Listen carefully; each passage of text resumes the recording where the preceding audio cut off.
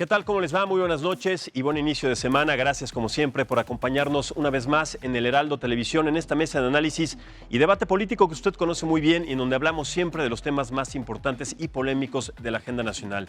Hoy, concretamente, vamos a hablar del primer año del triunfo electoral de Andrés Manuel López Obrador y también de la cuarta transformación a 7 meses de su administración y también a un año, como les digo, del triunfo de las urnas con el 52.9% de los votos. Con referencia en esto, ¿cuáles son entonces los aciertos y desaciertos del presidente? ¿Qué opinan nuestros expertos del evento que se realizó esta tarde en el Zócalo capitalino de la Ciudad de México? Bueno, los invito entonces a que se queden con nosotros para hablar de esto y mucho más. Soy Maximiliano Espejel. Bienvenidos.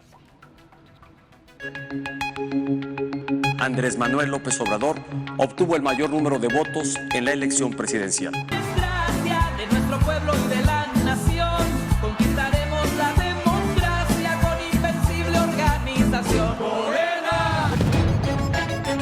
Por el bien de todos, primero los pobres. Cambiará la estrategia fallida de combate a la inseguridad y a la violencia. No voy a decepcionarles, no voy a traicionar al pueblo. Quiero pasar a la historia como un buen presidente de México.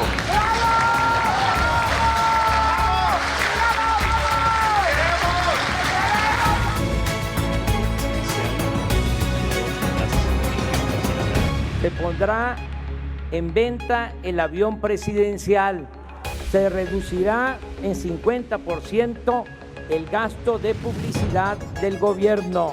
Se respetarán los contratos suscritos por los gobiernos anteriores. A un año del triunfo contundente del presidente Andrés Manuel López Obrador, nuestro país está polarizado entre los que apoyan las políticas del mandatario y los que suponen y ven a un México con más problemas que avances.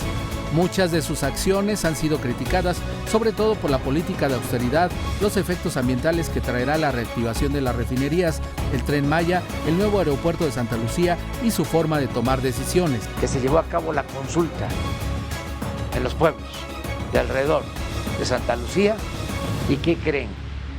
La gente aprobó el proyecto.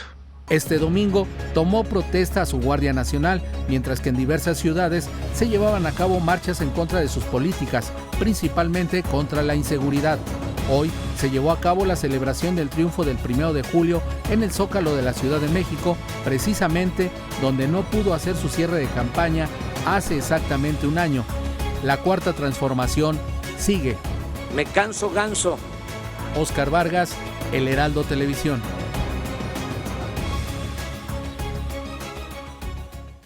Bien, para platicar entonces este tema, agradezco que nos acompañen en esta mesa tan nutrida a nuestros invitados. Voy a empezar primero por presentar a Alejandro Hopp.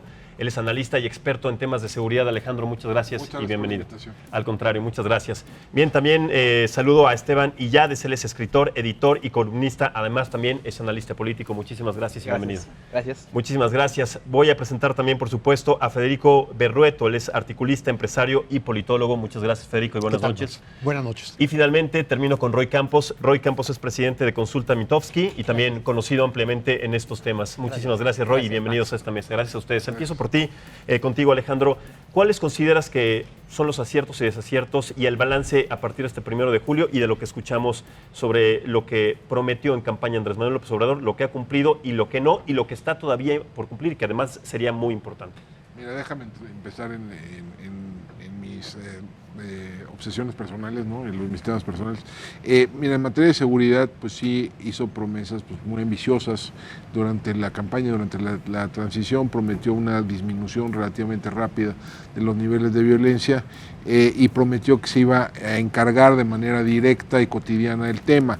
Lo segundo sí lo cumplió sin duda, o sea, tiene sus reuniones todos los días a las 6 de la mañana con su gabinete de seguridad, no sé qué tan útiles sean, pero ciertamente las tiene, o sea, no se le puede acusar de desentenderse del asunto.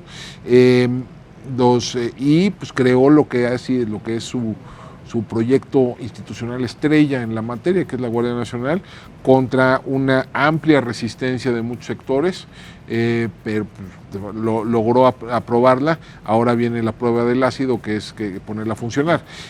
Y pues sí, llevamos grosso modo desde que inició el sexenio casi 20,000 homicidios, ¿no? Sí, Esteban, tu análisis.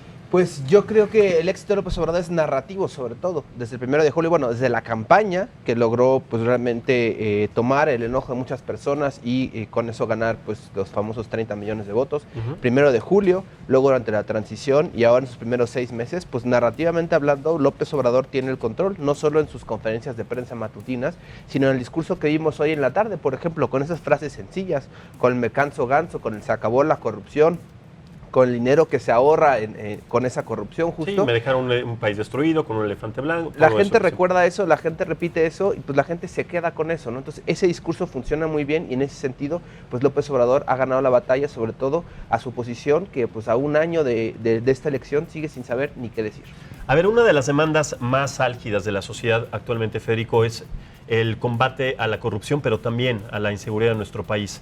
A partir del lanzamiento de la Guardia Nacional, que lo vimos el domingo con bombo y platillo, en donde desplegó a 61,000 elementos de los 70,000 contemplados en un principio, ¿qué podemos esperar? Porque él dice, ténganme paciencia, a partir de este lanzamiento y del despliegue de estas Fuerzas Armadas en diferentes estados de la República, voy a empezar a dar resultados en 3 meses. En la Ciudad de México, en 6 alcaldías, en las consideradas más peligrosas, es donde se desplegaron el mayor número de elementos. ¿Qué tenemos que contemplar entonces? ¿Tenemos que, sí, esperar y tener esa paciencia a partir de este plan tan ambicioso de la Guardia Nacional? Mira, yo podría decir lo siguiente, que el gobierno de Andrés Manuel, que no empezó el 1 de diciembre, hay que decirlo, la ausencia del gobierno anterior prácticamente lo hace tomar decisiones, incluso la cancelación del aeropuerto se hace previa a la toma de protesta. Entonces, ¿sí podemos decir que es un año de gobierno?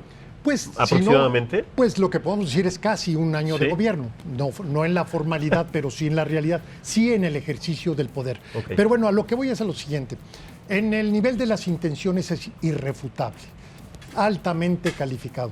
En el nivel de las realizaciones es un fracaso absoluto, muy lamentable, con un elemento adicional, la incapacidad que hay de la sociedad y también de los contrapesos institucionales para crear una suerte de dimensionamiento de lo que ha sido este fracaso en temas fundamentales, en el de la economía, en el de la inseguridad, en el de la calidad de gobierno, que donde el deterioro es constante, es brutal, y sin embargo, bueno, tenemos altísimos niveles de calificación a la magnitud del fracaso, que insisto, esto en buena parte también se explica por la incapacidad de la sociedad, no solamente de la oposición institucional, que es un sonado y notorio fracaso, sino también de la sociedad misma. Por ejemplo, el sector empresarial, donde se han tomado decisiones que, digamos, son una afrenta a la confianza para los inversionistas y sin embargo vemos cómo el sector empresarial, fuera de la excepción de Gustavo de Hoyos de la Coparmex, apenas si puede decir alguna que otra frase media suelta, y esto lo que ha significado es que tenemos ahora un presidente con cuentas muy, muy adversas y sin embargo con un nivel de aceptación pues bastante aceptable y yo diría muy elevado a la magnitud de los resultados. A ver, Roy, entonces explícame algo, porque lo que vimos yo y todos los mexicanos en el AMLO Fest fue muy difícil y muy complicado de entender con relación a lo que dice Federico, de que es un fracaso porque, pues no sé, tus datos son muy diferentes a los de López Obrador. Él dice, yo tengo mis datos, los demás son equivocados. La encuesta Mitofsky es pues de las más reconocidas en el país. Entonces, a ver, danos un balance acerca de esto. Ver, primero yo sería un poco más moderado que Federico, un poco. ¿Por qué? Un poco nada más. Entonces, se me hace un despropósito que él diga que tiene éxito, igual que se me hace despropósito de llamar fracaso a los 7 meses. O sea, digamos que todavía estamos en evaluación, cómo le va. Todavía, o sea, es muy prematuro todavía. Para los dos casos, ¿eh? Tampoco llamarle éxito a ninguna de las cosas que ha hecho, como él dice que ya tuvo éxito. Así que tampoco es despropósito. Lo que vimos hoy es un gran acto de comunicación política, no un informe de gobierno, es un gran acto de comunicación política y el nacimiento del rito del Día de la Cuarta Transformación. Así es un rito. O sea, de un rito que va a ser cada 1 de julio nos lo va a recetar, no como un acto de comunicación política. Y hoy vimos.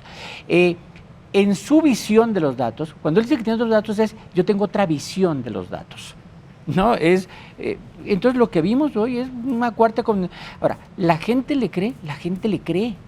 O sea, la gente le cree, ¿por qué? Porque es un gran comunicador político, eso es lo que es. Bueno, y tiene todavía el 60.1% de aprobación. Tiene, en donde lo midas es más de 60%, es decir, el capital político que tenía hace un año que ganó, hoy es mayor.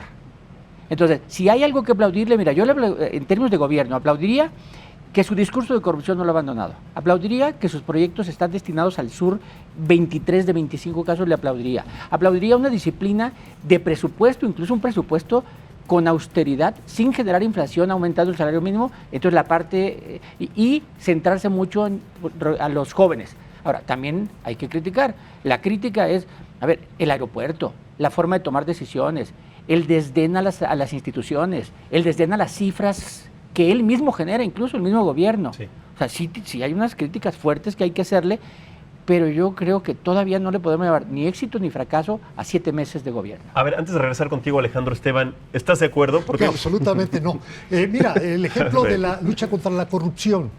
Digo, que hay un monumento a la impunidad en este gobierno. Seamos muy francos. O sea, el gobierno actual tiene toda la información, todos los expedientes, todos los elementos para aplicar la ley, y es muy fácil llenarse la boca diciendo se acabó la corrupción. No, señor, la corrupción es la aplicación estricta de la ley y justamente eso es lo que no estamos viendo. En materia económica, veamos las cifras de inversión. Digo, desde luego qué bueno que hay estabilidad macroeconómica, pero ¿hacia dónde va el país? Recordemos que él habla del 4% de crecimiento.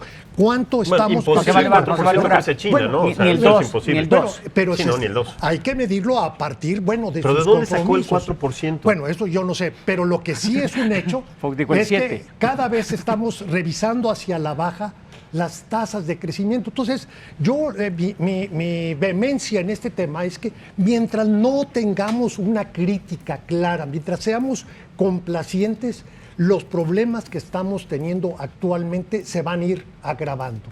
Tenemos que decir las cosas tal cual son, aunque sean incómodas. Tenemos que ser entonces complacientes, tenemos que ser contundentes. ¿Es todavía prematuro, Esteban, para juzgar al gobierno de Andrés Manuel de esta manera? Tu punto de vista. Yo estoy de acuerdo con Roy, yo creo que es muy temprano. Sí hay señales que son desalentadoras, sin duda. Hay unas que son incluso preocupantes. ¿Cómo cuáles? Pemex, sin duda, la refinería de Dos Bocas, que López Obrador sigue pensando que Pemex nos va a sacar como nos sacó hace 30, 40 años.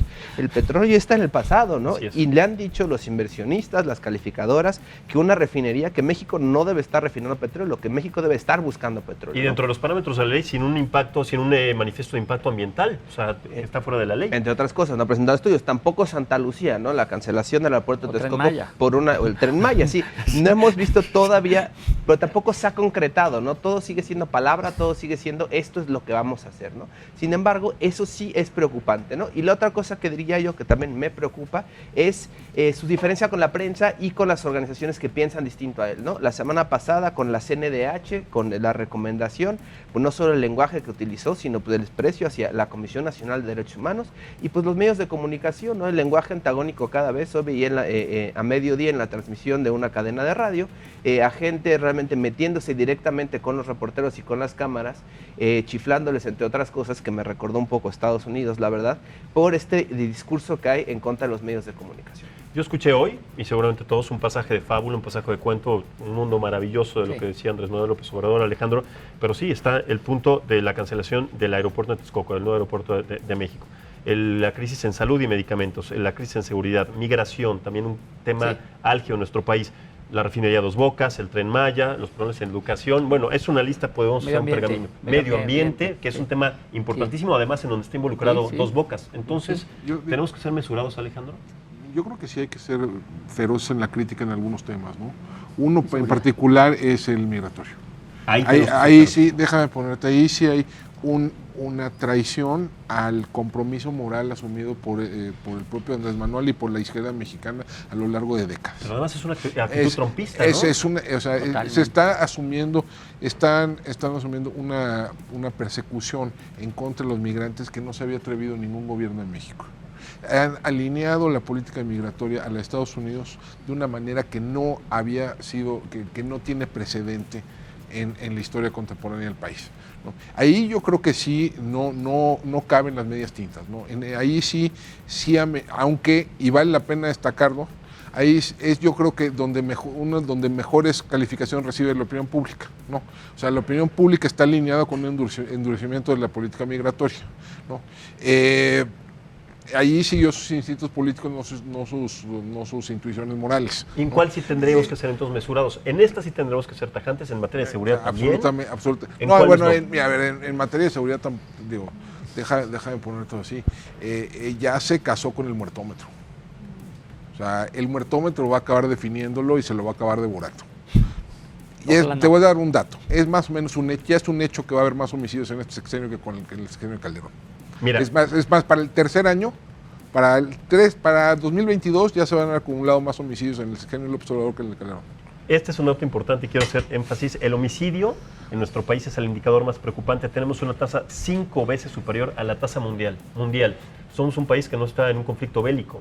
Hay países en donde tienen conflictos prácticamente las 24 horas del día y no tenemos esta tasa de homicidios. Entonces, y regresando a este punto, Federico, tendremos que ser... Bueno, tu postura es que no tenemos que ser mesurados en nada. No, pero ¿en dónde tendríamos o se tiene que poner más atención a partir de estos 6 meses? O sea, yo creo que la misma vehemencia que tiene Andrés Manuel todos los días en la mañana, abusando de su condición de presidente, porque lo que tenemos es un acto propagandístico, donde se hace desdén a las cifras, a la realidad, donde se insulta, se descalifica, incluso en ocasiones se calumnia a quienes opinan de manera diferente, así como de ese tamaño es la embestida, de ese tamaño tiene que ser la respuesta.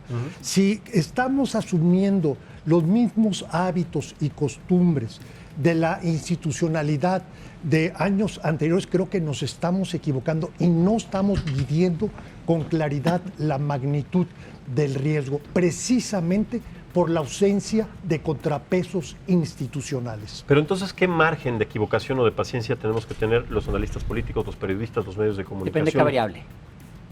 O sea, depende de qué variable. Yo creo que coincido, la variable de inseguridad, ahí cero tolerancia, ahí se muertes o algo así. Mira, en el asunto económico, a él le importa muy poco el crecimiento. Pero entonces, ¿por qué prometió ese 4%? Por igual que Fox se le ocurrió el 7, a él se le ocurrió el 4 para superar a los anteriores. O sea, no tenía otra, porque no tenía elementos para decir vamos a crecer el 4. A él le importa que al final del sexenio lo juzgues por disminuir pobres. O sea, esa es la medida de él. O sea, que haya menos pobres y menos que el ingreso, el índice de Gini, digamos, ¿no? Se haga más chiquito. Fuera de eso, si crece al 1.2 o al 0.7, le tienes sin cuidado. Entonces, yo sé que las otras... A ver, ¿por qué desprecia a los neoliberales? O sea, ¿por qué se insiste decir neoliberales, no porfiristas? Pero ese concepto de neoliberal es liberal. ¿Por qué es un nuevo liberalismo si es el mismo liberalismo, ese mismo concepto? Él se refiere a los sexenios anteriores. Lo que él dice... Pero no es una incongruencia. Tienen 30 años engañándonos con el discurso de hay que crear riqueza para repartir riqueza, que es un discurso muy bonito. Pero lo que él dice es, tenemos 30 años creando riqueza y ¿a qué hora la han repartido? Y entonces cambiemos la ecuación, empecemos repartiendo. Esa es un poco su forma de pensar. Pero López Obrador es un liberal, disfrazado de conservador. Hoy dijo que era un no sé, extremista, algo así, y situó a Melchor Ocampo sobre los conservadores. O sea, sí. Federico. Pero, no, nada más que yo ahí no coincido con Roy, porque todo el modelo López Obradorista descansaba sobre la necesidad de crecer, que había inseguridad porque no se crecía, que había desigualdad porque teníamos un bajo crecimiento. De hecho, la crítica que le hace al neoliberalismo, al pasado neoliberal, no es la calidad del crecimiento, no es decir, se crece en beneficio de unos pocos, no, o sea, se está creciendo al 2% y eso es insuficiente. Si en sus fundamentos, si vemos lo que fue el concepto López Obradorista de éxito, descansaba en un crecimiento económico de ese orden. Si no tenemos crecimiento económico, pues simplemente no hay dinero que repartir. Pero a ver, Federico, ¿qué opinan de esto? Dicen que la violencia extrema tiene un precio negativo en la tasa de crecimiento económico y en la pobreza extrema. Es cierto. Exactamente. Y entonces, si crecemos más, pues no va a haber más violencia. No, lo que él decía... Bueno, perdón. Digo, no necesariamente.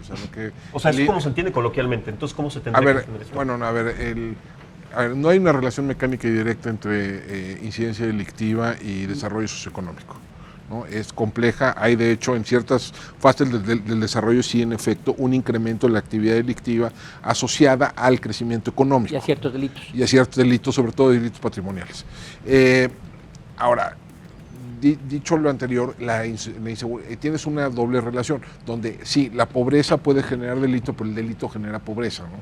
Y la relación causal es complicada. Según el INEGI, el costo sobre las familias de la inseguridad, costo directo de la inseguridad es como 1.5% del PIB. Añádele como 0.8% a las empresas de costos directos, ¿no? Entonces sí estamos hablando de costos muy elevados, ¿no? Lo cual significa que un incremento del presupuesto en materia de seguridad se pagaría solo. Incremento que no ha sucedido, por cierto, ¿no? Le bajaron el presupuesto a todas las dependencias del sector, con la excepción de Sedena, le dieron 12,000 millones de pesos más, de los cuales 8,000 millones son para construir Santa Lucía, ¿no? Entonces, antes de ir contigo, Esteban, vamos a escuchar a Andrés Manuel López Obrador, que tiene otro punto de vista muy diferente al que estamos planteando aquí. Otros datos, vamos a escucharlo hablar de economía, sobre el balance, este análisis a partir de este año en donde ganó en las urnas y el 6 meses de que está gobernando a México. Vamos a escucharlo y regresamos. Aunque poco, la economía está creciendo, no hay recesión y además ahora, y esto es muy importante, es menos injusta la distribución del ingreso, es decir, hay más desarrollo y más bienestar. ¿Qué opinas, Esteban? Pues ahí un poco regresando a lo que dice Roy, narrativamente hablando, pues sí puede no importarle el crecimiento, pero en términos prácticos, pues el próximo año él tiene que sostener sus 2 programas estrella, Jóvenes Construyendo el Futuro y las pensiones para los adultos mayores. Para eso requiere dinero, ¿no? Como hemos visto en sexenios anteriores, cuando la gente le toca el bolsillo, la economía, cuando la gente empieza a ver que las decisiones afectan negativamente, pensemos en el gasolinazo, pensemos en la subida de los recibos de luz con Vicente Fox, por ejemplo, cuando las becas no empiecen a llegar, cuando los medicamentos, por ejemplo, sí, cuando las becas no lleguen, cuando las pensiones no lleguen, porque no hay suficiente crecimiento económico, entonces ahí sí se le puede voltear la aprobación de López Obrador. A ver, Andrés Manuel dice, Federico, que en un balance ha cumplido con 78 de los 100 compromisos establecidos desde el principio de su gobierno. El pueblo de México tiene otras cifras.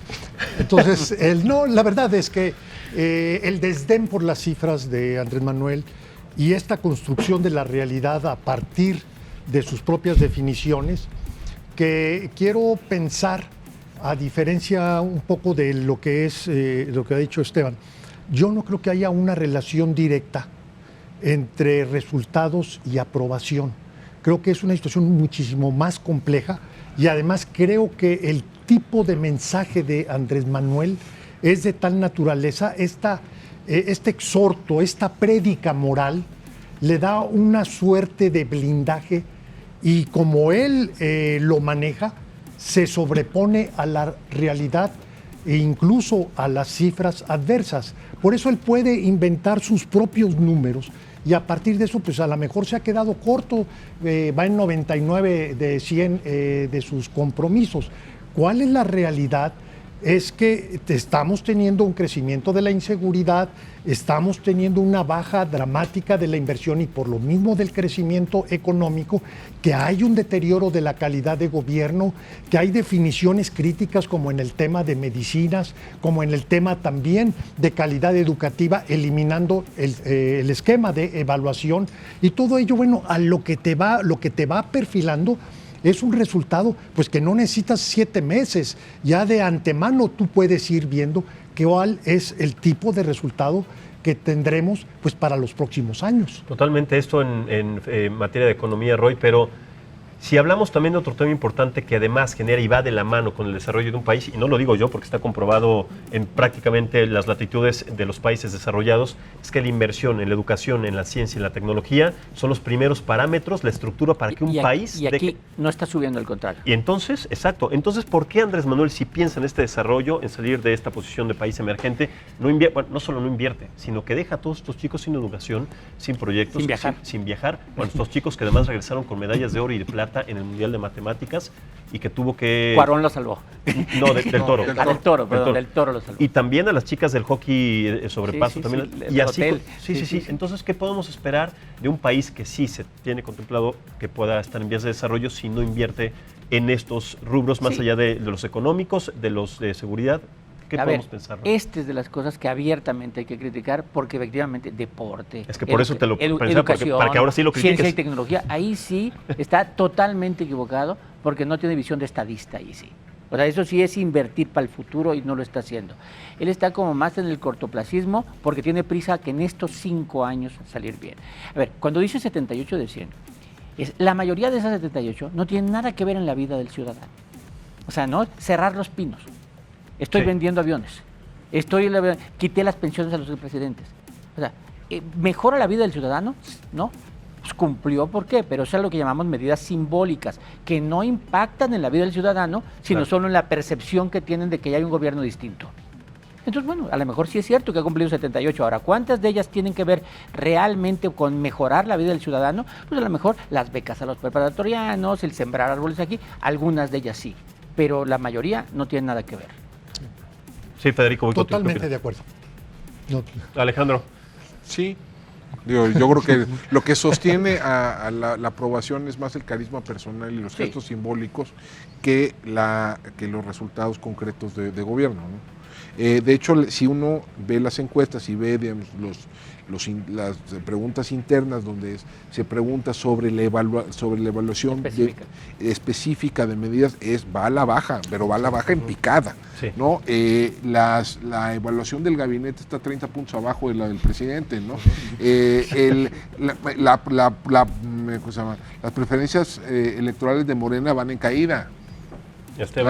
Pero ahí regresa un poco lo de la narrativa, o sea, porque él siempre está diciendo que está construyendo una cuarta transformación y que eso toma tiempo, ¿no? Lo volvió a decir el día de hoy. Entonces también, si se plantea como que él era la alternativa a todo lo demás y es la única alternativa que había, también la gente está dispuesta a darle más oportunidad porque no habría nada más, ¿no? Y respecto a lo de educación, pues me parece que López Obrador tiene una visión distinta porque tiene una visión social diferente a la que tenemos nosotros. No estoy diciendo que sea la correcta, lo que estoy diciendo es que él piensa en los maestros antes de pensar en los alumnos, ¿no? Él piensa que si los maestros están contentos, que si los maestros les dan lo que necesitan, entonces a los alumnos les irá bien, cuando se ha demostrado que también se le tiene que invertir, obviamente, no solo a los jóvenes, sino verdaderamente a la educación temprana. O sea, estamos hablando de la educación de 0 a 3 años, ¿no? Que es donde más se ha recortado en ese rubro.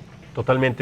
Si les parece, señores, vamos a hacer una pausa. La primera se pasó rapidísima, esta primera media hora del programa. Seguimos analizando después de esta pausa comercial este primer año desde que Andrés Manuel López Obrador ganó en las casillas el 1 de julio y los 6 meses de su gobierno, los proyectos más ambiciosos, los que ha cumplido, los que no, lo que estamos también por esperar en el segundo semestre de este año y por supuesto en los 5 años subsecuentes. Hacemos la pausa y continuamos en esta edición de Análisis Político.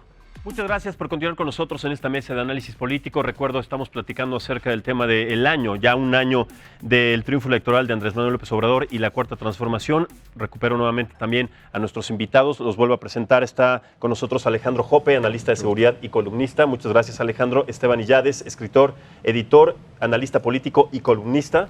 También está Roy Campos con nosotros, presidente de Consulta Mitofsky, y Federico Berrueto, articulista, empresario y politólogo. Señores, muchas gracias nuevamente. Continuemos con este tema. Si les parece, vamos a enfocarnos un poco en el asunto de la Guardia Nacional, que además el domingo pues puso en marcha después de una demanda álgida de la sociedad sobre estos temas de seguridad. ¿Consideran adecuado el despliegue y los números en cada uno de los estados, aquí en la Ciudad de México, en las alcaldías en las que se diseñó con referencia a los datos que Claudia Sheinbaum le dio, Alejandro? A ver, déjame ponerte así. El efecto, en lo inmediato, el efecto de la Guardia Nacional es cero. ¿Por qué? Porque son elementos que ya están desplegados en el territorio. Pertenecen a unidades de policía militar, de policía naval, de policía federal, que ya estaban haciendo labores de seguridad pública.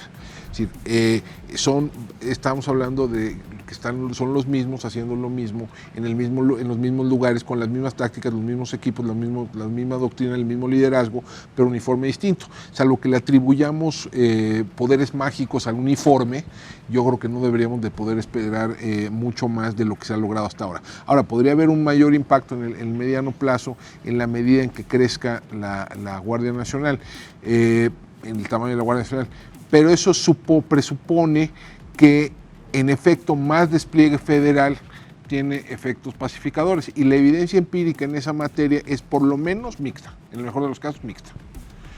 Hay muchísimos casos donde un mayor despliegue federal no solo no reduce la violencia, sino que lo puede exacerbar en la medida que rompe equilibrios locales, ¿no?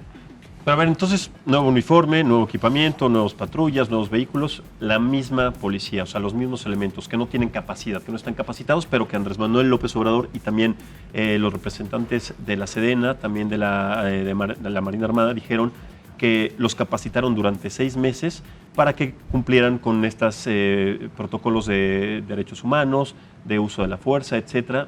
¿Nos están mintiendo? ¿Nos están dando a tole con el dedo? ¿Cómo es que tenemos que considerar entonces el inicio de este proyecto de la Guardia Nacional? Yo creo que están administrando las esperanzas, o sea, es un cambio narrativo. Nos están ya hablando desde hace unos meses, semanas, que la Guardia Nacional ya está en acción, ¿no? Cuando ni siquiera lo único que tenían esos brazaletes negros con las letras blancas, pero realmente no estaban ni entrenados, no estaban realmente ni separados, era como dice Alejandro, lo mismo, ¿no? Pero pues eso sirve para vender una idea, para decir, ya está la Guardia Nacional en acción, en vez de decir, ya está el ejército, ya está la Guardia, ya es algo distinto, ¿no? Y regresamos al asunto de los símbolos de López Obrador. Ayer, secretario de Seguridad Ciudadana, Durazo, la imagen que utilizó es la imagen de Cuauhtémoc, ¿no? O sea, es una imagen que nos remonta a nuestros orígenes prehispánicos, que nos está diciendo, esta es una cuestión de quiénes somos, es una cuestión de nuestra civilización y por eso es importante, ¿no? Entonces, con eso ganas apoyo, con la idea de que estás haciendo algo que va a transformar el país y de hecho ya lo estás cambiando, aunque sea al menos en nombre y en logotipo. Esta información subliminal. Entonces, como dice Esteban, ¿están administrando las esperanzas? O sea, ¿están jugando con las esperanzas de los mexicanos? Pues mira, peor que eso, desde mi punto de vista no se aborda un tema fundamental dentro, digamos, de una parte muy importante que es contar con una policía de calidad a la magnitud del problema. Todavía estamos con esta idea de una policía nacional central y estamos descuidando una parte fundamental, que es la policía de proximidad, la policía que tiene que ver más, digamos, en el municipio, en el estado.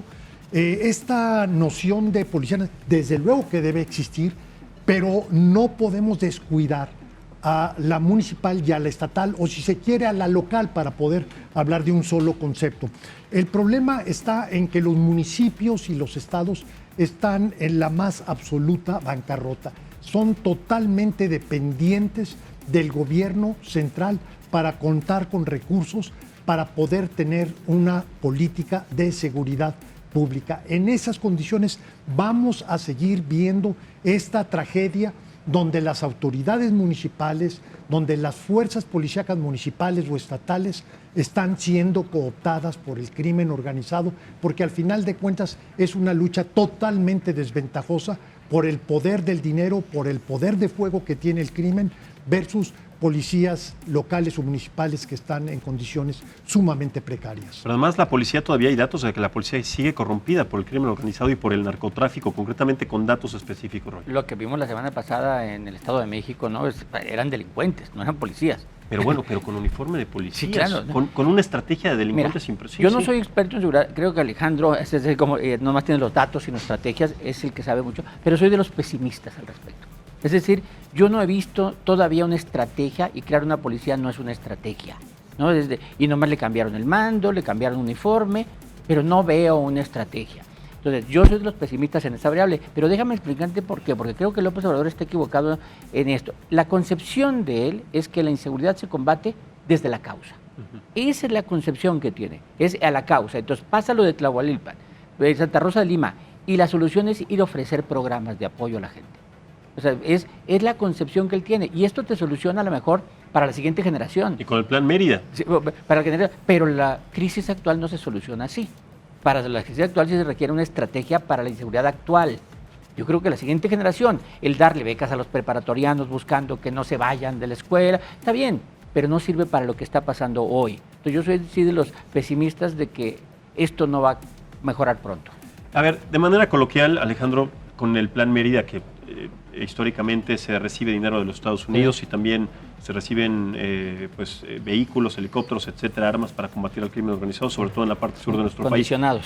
Condicionados. Y ahora que él rechaza esta ayuda diciendo, no, es mejor darle becas a estos chicos y a las mamás que le digan a sus hijos que se porten bien. O sea, le estás dando dinero a un narcomenudista que gana 40,000, 50,000 pesos al mes y lo estás además premiando por eso. Son dos cosas distintas. A ver, la iniciativa Mérida ha repartido en sus 12 años de existencia algo menos de $3,000 millones.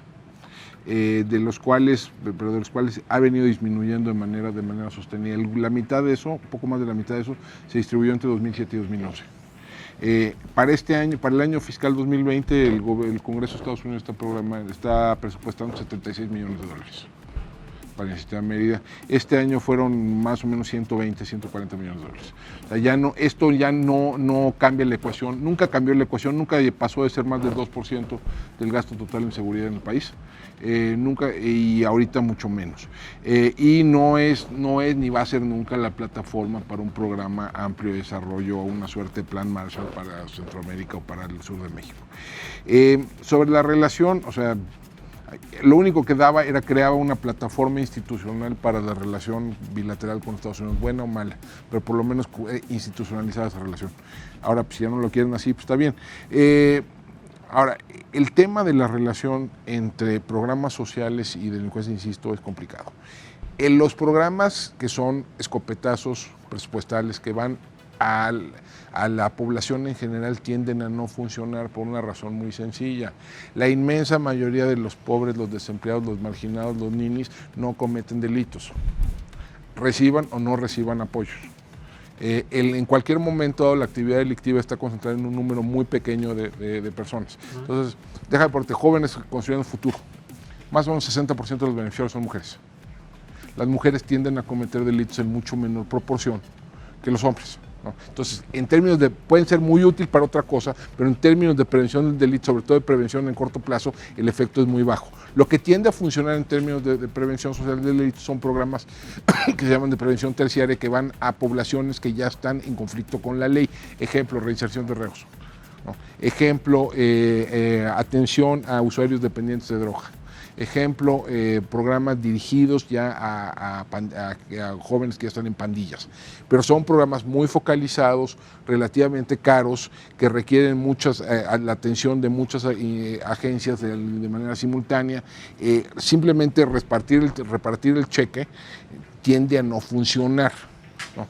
Entonces la idea de que de que la política social de manera amplia va a modificar las condiciones de seguridad es, en el mejor de los casos, muy optimista, ¿no?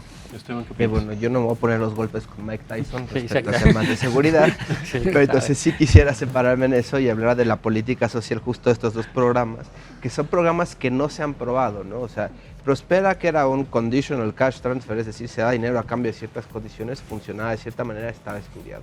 Estos programas de aquí no se ha hecho ningún estudio. Cuando vinieron, bueno, ahora el que ahora va a ser candidato de Cristina Kirchner a la presidencia, el señor Fernández, vino a México hace unos meses y nos comentó sobre cómo se había intentado hacer este programa en Argentina, sobre todo una versión de Jóvenes Construyendo el Futuro. Ellos lo intentaron al principio con menos de 1 millón de jóvenes, aquí la idea es que sea 8 millones a la larga, ¿no? Y él lo que decía es, esto no funcionó.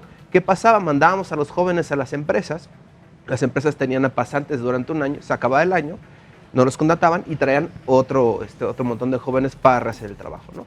Entonces, este tipo de políticas que son las políticas estrella de López Obrador, pues realmente como no se han estudiado, no sabemos qué puede pasar con ellas, ¿no? Podrá haber éxito tal vez, pero probablemente no suceda porque no hemos hecho los estudios correspondientes para saber si eran eran correctas o no. Entonces, si es un proyecto que no está demostrado que se genera No, lo que sí está demostrado es la degradación que ha tenido el respeto a las Fuerzas Armadas. ¿Sí? Lo que está acreditado es la manera como el director del Instituto Nacional de Migración se ha referido a la fuerza pública que está asistiendo al Instituto Nacional de Migración en condiciones sumamente precarias. Sí, y sus comentarios vergonzosos, ¿no? Y lo que tenemos es declaración en la campaña durante este periodo extraño de gobierno, pero sin ser todavía gobierno porque no se había tomado posición, y ahora incluso en el Plan Nacional de Desarrollo, donde hay referencias explícitas de amnistía al crimen organizado. Eso sí son realidades y bueno, bajo esas condiciones no nos debe sorprender pues la situación que estamos viviendo en el país de un creciente deterioro de los resultados y de las cifras en materia de violencia e inseguridad. Roy. Sí, o sea, a ver, nuestra área es la popularidad. La popularidad se alimenta de expectativas. Ganó y generó una altísima expectativa. Bueno, hoy conserva una altísima expectativa. La pregunta es, porque hace rato Federico decía que no está relacionada la popularidad. Sí, pero si los resultados empiezan a ser realmente malos en variables que te llevan al bolsillo, a la salud o a tu seguridad personal, ahí sí ya no hay discurso que me sirva. O sea, me quitan la cartera, se meten a mi casa a robar, no hay discurso que sirva. Pierdo el empleo, no hay discurso que sirva. Claro. Me atienden mal y no me hay medicinas y me sacan a mi pariente de la cama porque no hay cama, no hay discurso que sirva. Entonces sí hay variables que si no se cuidan le van a pegar en la popularidad. Una de ellas es la seguridad. A ver, hablando también de presupuesto y en materia de seguridad, según un informe de la Secretaría de la Defensa Nacional, el presupuesto de 78.557 millones de pesos se van a desplegar de diferentes maneras. 30% se van a ejecutar este año, 66% en el 2020 y 4% en el 2021. ¿Cuál es? No entendí la pregunta. ¿Cuál es 78.000? ¿Le dieron a Sedena como 90.000 millones este año? Sí, 78.557, la primera parte. Sí, no, pero es que los presupuestos son anuales. O sea, no hay un presupuesto multianual. Entonces, este informe es incorrecto. No hay presupuesto multianual. A lo mejor es una estimación de lo que van a gastar. De lo que van a gastar. Digo, en la Guardia Nacional. ¿Se refiere a la Guardia Nacional o a qué? Sí, a la Guardia Nacional. No, la Guardia Nacional no sé cuánto se va a gastar, depende del tamaño, ¿no? O sea, más o menos te cuesta como 600,000, calcule como 600,000 pesos por Guardia Nacional, grosso modo. Incluyendo sueldo, incluyendo instalaciones, incluyendo equipo, incluyendo todo. Más o menos. Un policía federal te costaba como 750,000, los guardias nacionales van a salir un poquito más baratos. Porque los sueldos del ejército son más bajos que los de la Policía Federal. ¿De qué tal, cuánto va a ser? Pues depende, más o menos. Lo que sí sabemos que en 2019 no hubo una previsión presupuestal para esto, salvo una de 17,000 millones que ha mencionado el secretario Durazo, el grueso del cual va para gasto de capital, para construcción de cuarteles y instalaciones, cosas por el estilo. No es para nómina. Aquí el problema que van a tener es que si quieren transferir a estos elementos del Ejército y la Marina a la Secretaría de Seguridad Pública, tienen que crear las plazas del otro lado. Y esas plazas no han sido creadas. De hecho, no ha sido creada la plaza ni para el comandante de la Guardia Nacional, y por eso es comisionado general de la Policía Federal. Ni esas plazas ni tampoco los cuarteles, ¿no? No, y de hecho, ahí hay otra, digamos, lo peor de la Guardia Nacional es la simulación que ha envuelto el proyecto desde el inicio, ¿no? Dicen, bueno, ¿va a ser civil? Sí, va a ser civil. Bueno, vamos a revisando. El comandante es un general en activo. Dadas las restricciones de antigüedad que se pusieron en la ley, todos los coordinadores territoriales, todos los coordinadores estatales van a provenir del Ejército de la Marina. 75% del pie veterano vienen del Ejército de la Marina. Los cuarteles, para construir los cuarteles está bien interesante, le están pidiendo donaciones a estados y municipios. Pero qué interesante, la donación es a la Sedena, no a la Secretaría de Seguridad y Protección Ciudadana, donde supuestamente está ubicada la Guardia Nacional. Entonces, ¿cómo tenemos que considerar eso? Como una simulación del tamaño del planeta.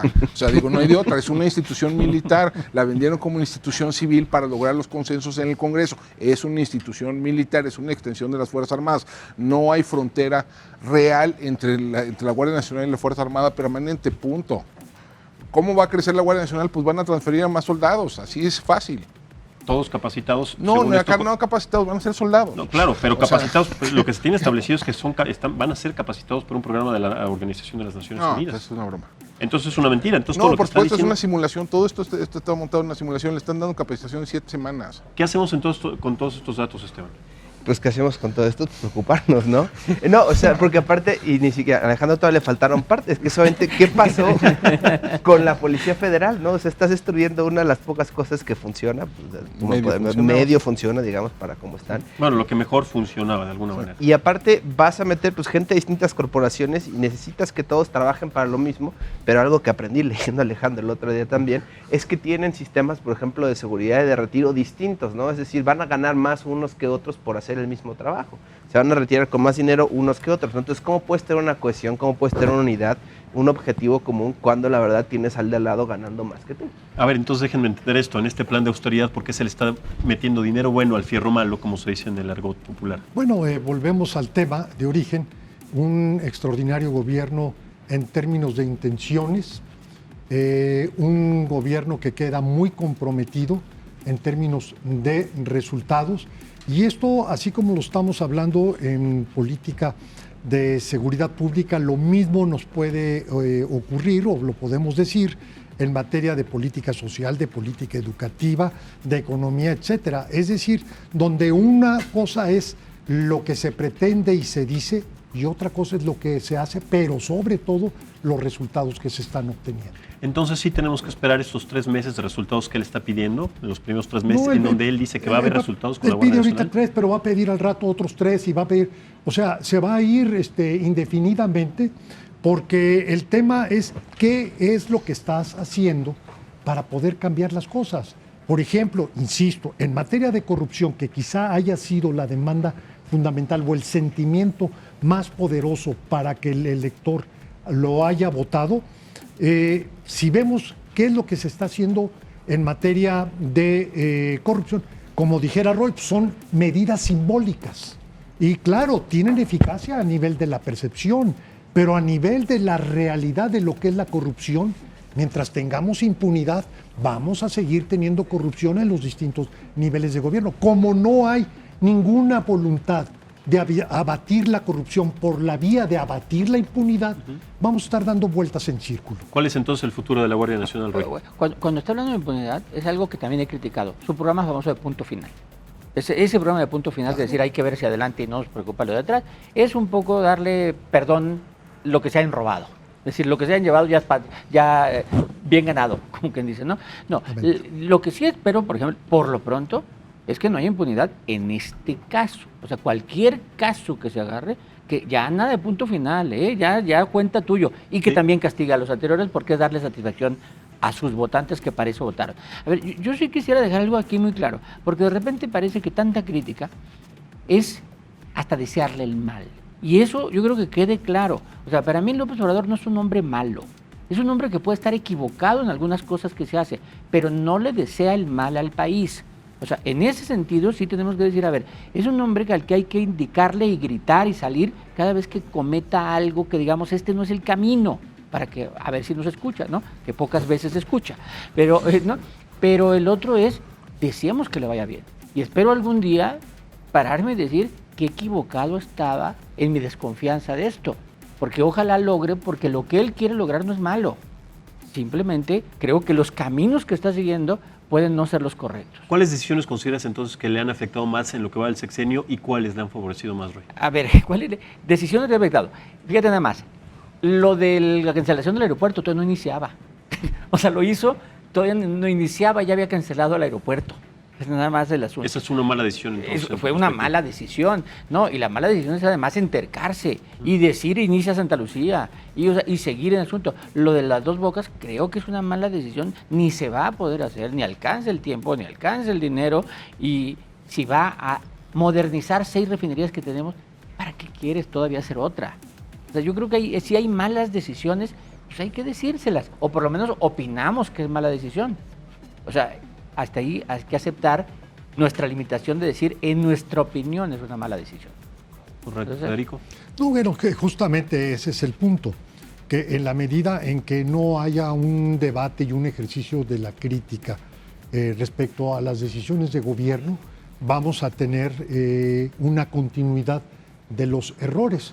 Y pues así como está el tema del aeropuerto de Texcoco, la cancelación de la obra y las otras obras de infraestructura que se han iniciado, en muchos aspectos tenemos decisiones muy lamentables que incluso los afectados directamente, y en este caso tomaba el ejemplo del sector de los voceros, del sector empresarial, como decisiones que van directamente a la confianza, a aspectos que tienen mucho que ver con algo que se dijo que iban a invertir 32,000 millones de dólares y cuando el mismo presidente el mismo día está rompiendo una premisa fundamental para lograr esa meta y lo sigue reiterando. Y el sector empresarial, con una voz sumamente tímida de preocupación, ni siquiera de rechazo sobre esos aspectos, es donde creo que la incapacidad de la sociedad para poder aportar una opinión enérgica, vigente, fundada, vamos a tener una circunstancia donde un presidente que se va a seguir equivocando en detrimento de los mexicanos, porque finalmente 6 años son muy pocos. Él se va a ir. ¿Y cómo va a quedar el país cuando él se retire? Es lo que tenemos que pensar desde ahora cuando hagamos observaciones a este gobierno. A ver, con esa premisa me gustaría que fuéramos cerrando, Alejandro. Primero, entonces, ¿qué nos espera a partir de los próximos 6 meses y los 5 años que quedan de este gobierno de Andrés Manuel López Obrador, pensando en que tal vez Morena pueda permanecer en el poder, o qué tipo de país le va a dejar a la siguiente administración? Pues mira, yo creo que en cierto sentido ya pasamos a una nueva etapa. Ya es cada vez más difícil trasladar al pasado lo que pasa en el presente, ¿no? O sea, ya no puedes decir es que me lo heredaron, sí, pero ya llevas un periodo ya considerable tiempo en el poder. Entonces, digamos, yo creo que la dinámica política va a empezar a cambiar en los próximos 6 meses. Yo creo que la popularidad del presidente se va a sostener todavía por un tiempo, pero digamos, las críticas al desempeño van a ir en aumento. Y su capacidad para controlar la comunicación, pues también yo creo que va a irse desgastando gradualmente. A lo mejor todavía le dura para el año, pero yo creo que las mañaneras van a perder frescura, va a perder interés al final del día. Tarde o temprano surgirá alguna voz alternativa, no sabemos dónde y no sabemos quién, pero tarde o temprano surgirá. Yo creo que, digamos, como decía Churchill, no es el principio del fin, pero sí es el fin del principio, ¿no? Esteban. Pues yo creo que van a tener el mismo discurso mientras le funcione, este discurso sencillo, propagandístico y pues desgaste, ¿no? Yo creo que realmente cuando vamos a empezar a ver los primeros cambios serios va a ser a finales de este año, cuando se tenga que hacer el presupuesto de egresos del próximo año, cuando tenga que recortar. Ya habló hoy en la mañana en una entrevista, lo repitió hoy en el discurso, una última vuelta, o por lo menos la siguiente vuelta de tuerca a la austeridad, es decir, va a recortar aún más. Entonces, a finales de este año, cuando se vea que el crecimiento pues, no va a ser mayor a 1%, cuando tenga que reacomodar el poco pastel que le queda y tenga que sostener sus programas principales, pues entonces ahí es cuando empezaremos a ver, yo creo que un cambio en cómo se hacen las cosas, porque habrá menos dinero y habrá más cosas en que gastar. Correcto, Esteban. Conclusiones, Federico. Muy brevemente, creo que el destino al que vamos es hacia la polarización.